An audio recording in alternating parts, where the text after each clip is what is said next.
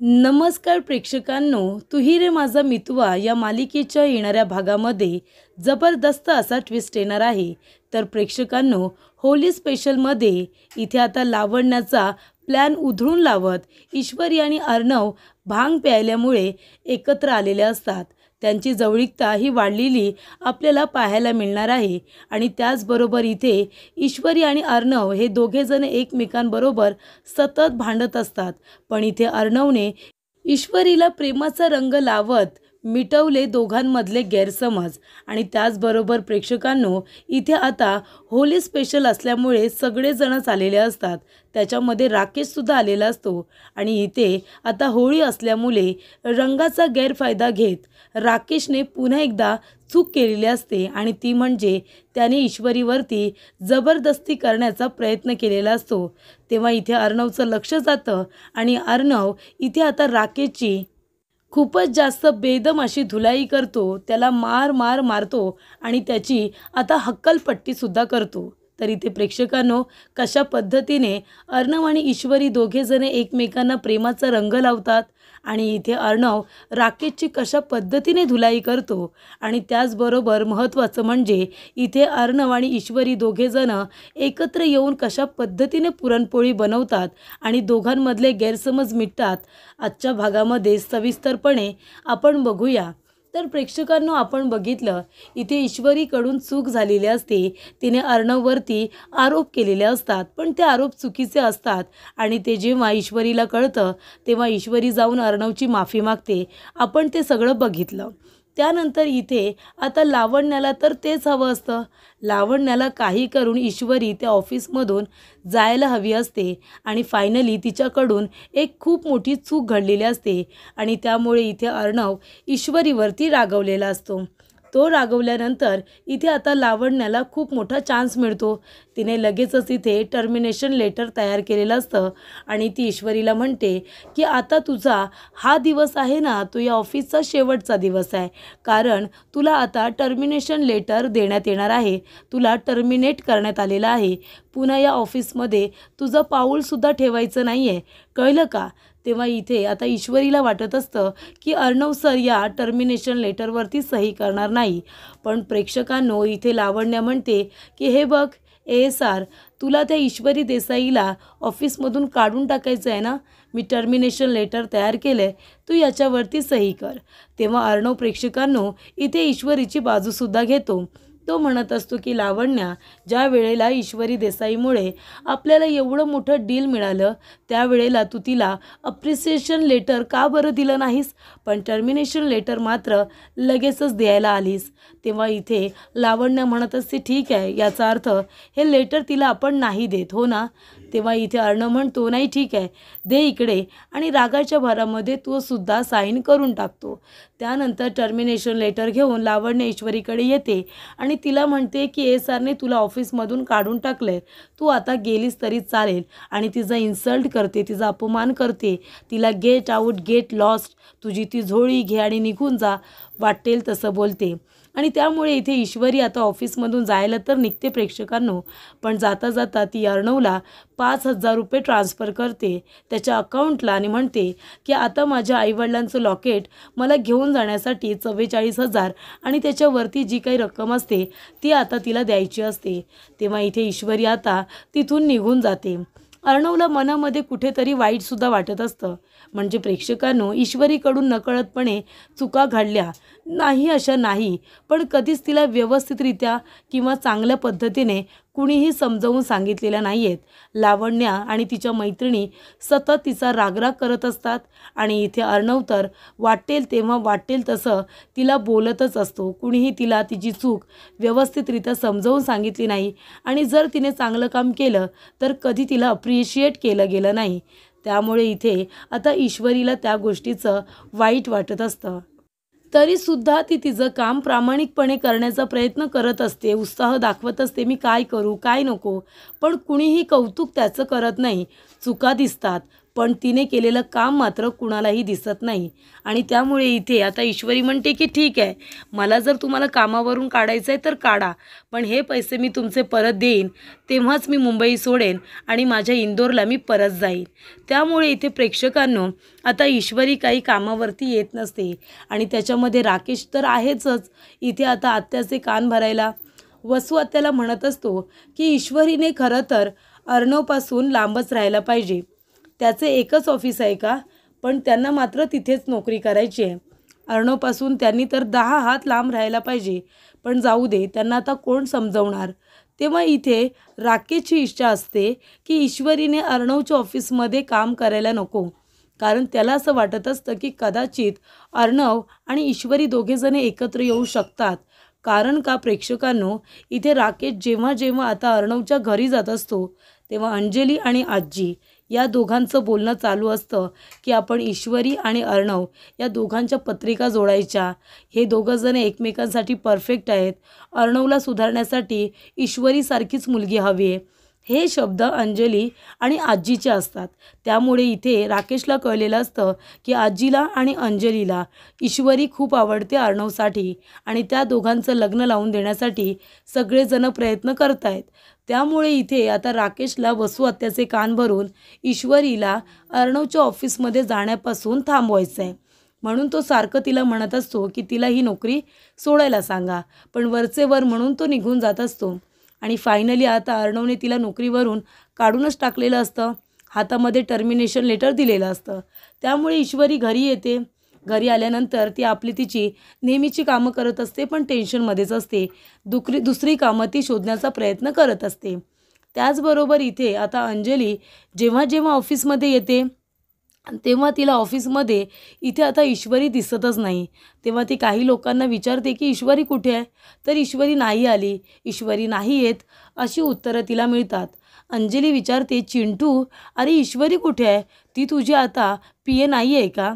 आणि प्रेक्षकांनो इथे आता अर्णवने पर्सनल असिस्टंट म्हणून इथे ईश्वरीला ठेवलेलं असतं आणि आता इथे लावण्या त्याची सगळी बाकीची कामं बघत असते.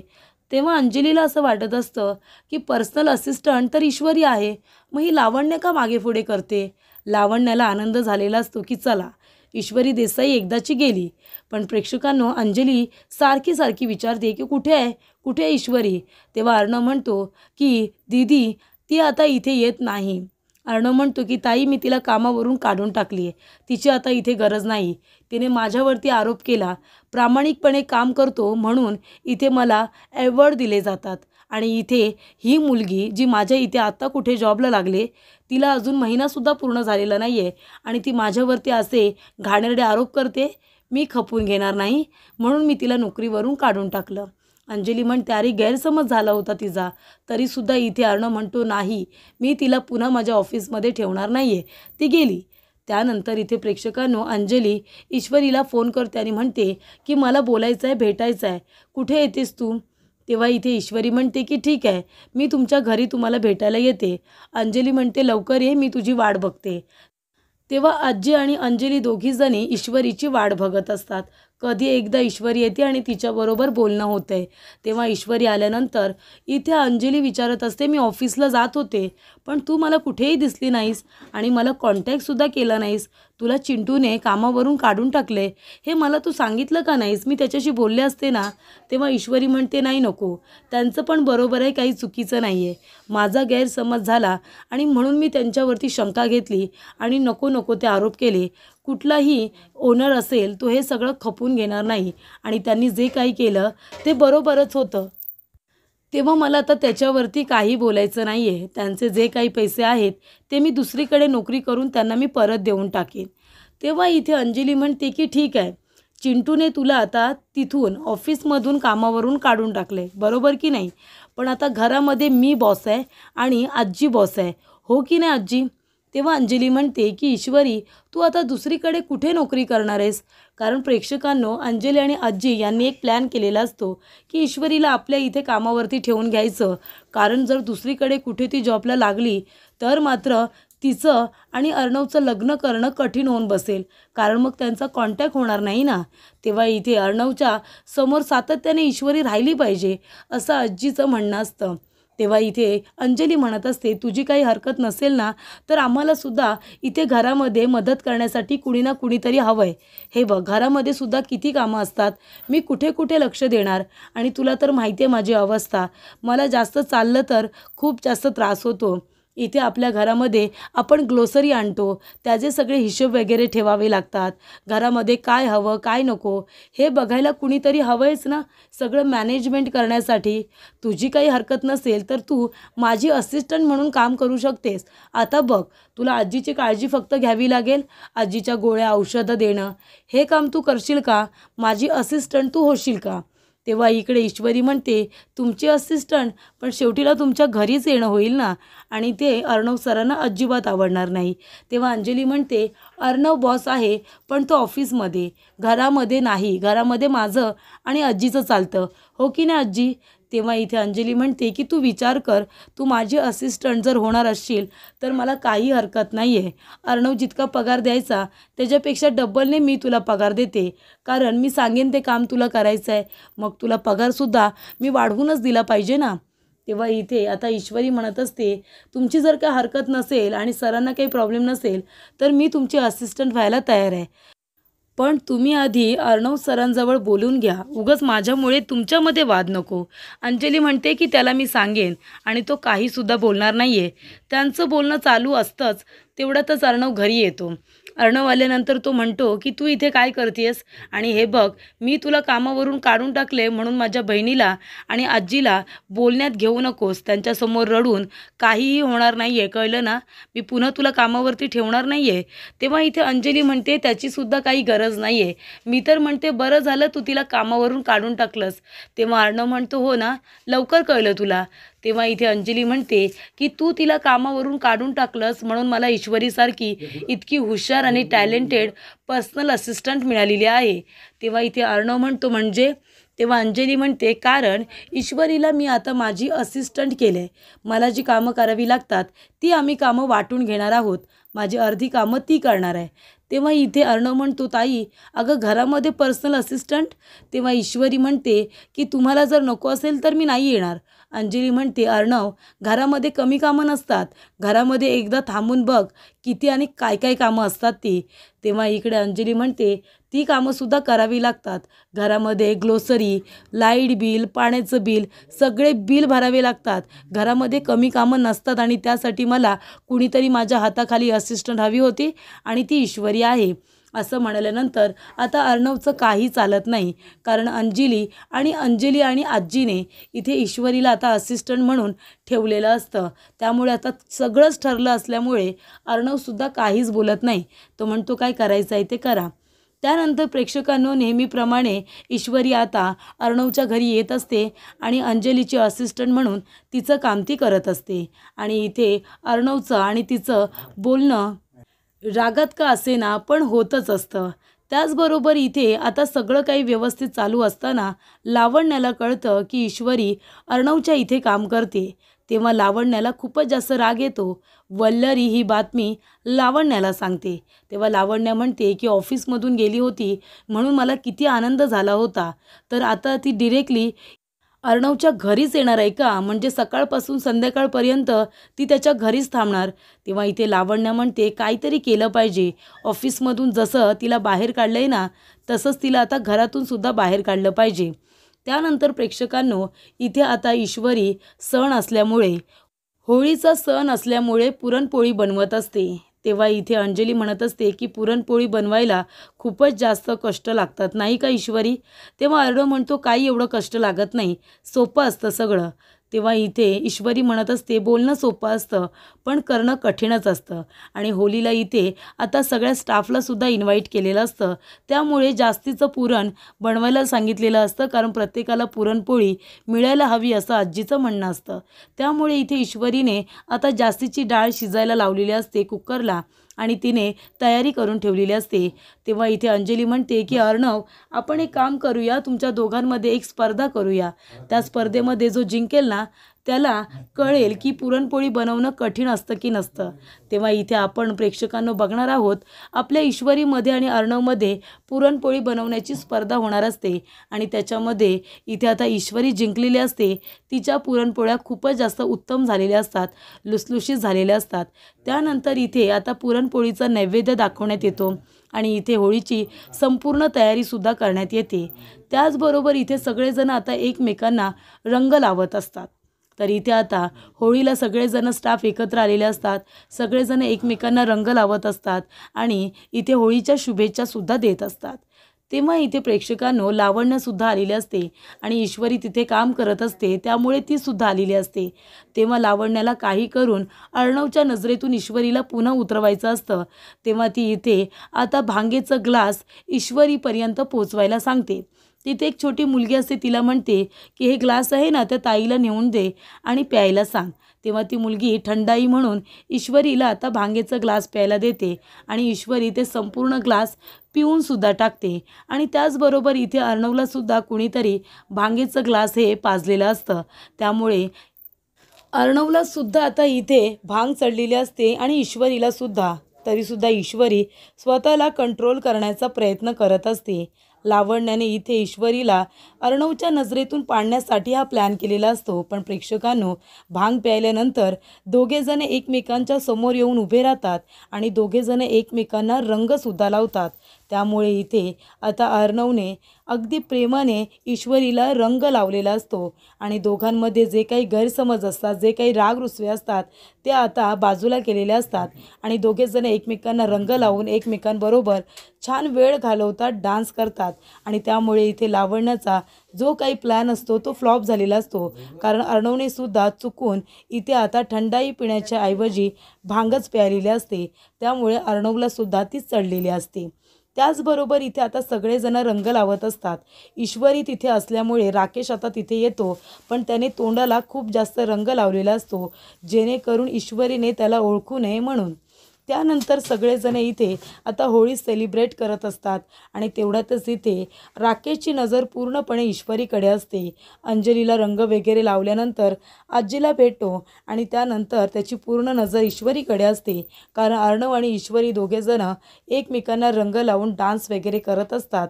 ते राकेशला काही बघवत नाही आणि जी चूक आधी राकेशने केलेली असते ती चूक आता तो पुन्हा एकदा करायला जात असतो। इथे रंगामुळे कुणीही एकमेकांना ओळखत नसल्यामुळे रंगाचा गैरफायदा घेऊन इथे राकेश पुन्हा एकदा ईश्वरीवरती जबरदस्ती करण्याचा प्रयत्न करतो आणि तेव्हा इथे ईश्वरी स्वतःला वाचवण्याचा प्रयत्न करत असते, जोरजोरात ओरडत असते। पण आता डीजेला गाणी लागल्यामुळे तिचा आवाज काही अर्णवपर्यंत पोचत नाही। पण शेवटीला अर्णव इकडे तिकडे बघतो, ईश्वरी कुठे दिसत नाही म्हणून तो बाजूला जातो। तर इथे राकेश तिला आता पकडून बाजूला घेऊन जाण्याचा प्रयत्न करत असतो आणि ईश्वरी सोडा मला, सोडा मला असं जोरजोरात म्हणत असते। तेव्हा अर्णव धावत पळत जातो आणि राकेशला पकडून त्याला बेदम मारायला सुरुवात करतो। प्रेक्षकांनो, इथे आता चेहऱ्याला रंग असल्यामुळे अर्णव राकेशला काही ओळखत नाही, पण तो कुणीतरी चुकीचा माणूस आहे म्हणून त्याने बेदम मारलेलं असतं आणि इतकं मारलेलं असतं की त्याचं तोंड फोडलेलं असतं आणि त्यामुळे इथे ईश्वरी पुन्हा एकदा अर्णवमुळे वाचलेली असते आणि त्याची राकेशची धुलाई करून त्याला तिथून पळवून लावलेलं असतं।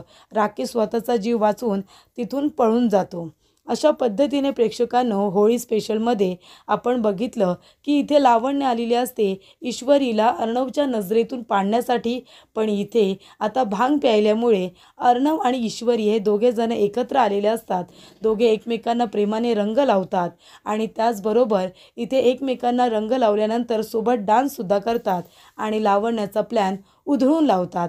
त्याचबरोबर इथे आता राकेश ईश्वरीवरती जबरदस्ती करण्याचा प्रयत्न करत असतो आणि तेव्हा इथे अर्णव जातो आणि ईश्वरीचा जीव वाचवतो, तिची इज्जत वाचवतो आणि राकेशची धुलाई करून तिला पळवून लावतो आणि त्यामुळे इथे अर्णव आणि ईश्वरी हे एकमेकांची सातत्याने मदत करतच असतात आणि ह्या वेळेला सुद्धा अर्णवने नकळतपणे का होईना पण ईश्वरीची खूप मोठी मदत केलेली असते, तिचा जीव वाचवलेला असतो. आणि अर्णव आणि ईश्वरी या दोघांना एकत्र बघून लावण्याचा जीव मात्र खालीवरती होत असतो. तिला खूप जास्त राग आलेला असतो. आणि इथे ईश्वरीला आणि अर्णवला वेगळी करणारी लावण्या इतके प्रयत्न करत असते, तरीसुद्धा नियती त्यांना वारंवार एकमेकांच्या समोर आणून उभं करतच असते आणि तिचे सगळे प्लॅन इथे फसत जात असतात.